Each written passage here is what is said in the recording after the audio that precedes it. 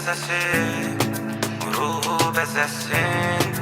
Görmədim beləsin, kesilir nəfəsim. Baxdım üzünə, baxmır gözümə. Gecələr süzülən eşkimi təzələ bal.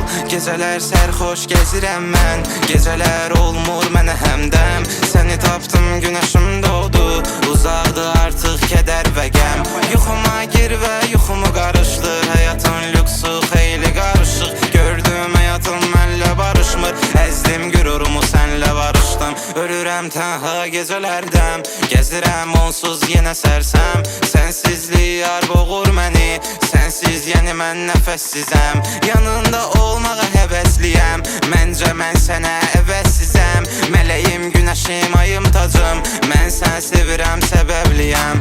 Verilən sevgimə var vədlər, sevgiyə əngəl sərhədlər. Tanıdım mən səni neçə illər, qalxdın gözümdə min pillə.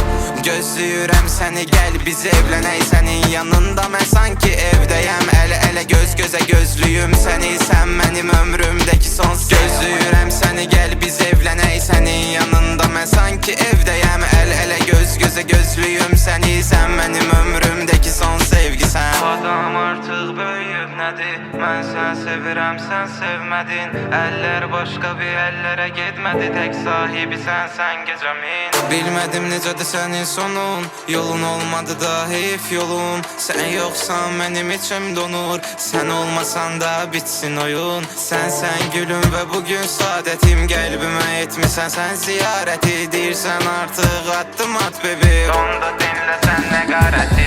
Gözləyirəm səni, gəl biz evlənək, sənin yanında mən sanki evdəyəm. Ələ-ələ, göz-gözə gözlüyüm səni, sən mənim ömrümdəki son sevgisən. Gözləyirəm səni, gəl biz evlənək, sənin yanında mən sanki evdəyəm. Ələ-ələ, göz-gözə gözlüyüm səni, sən mənim ömrüm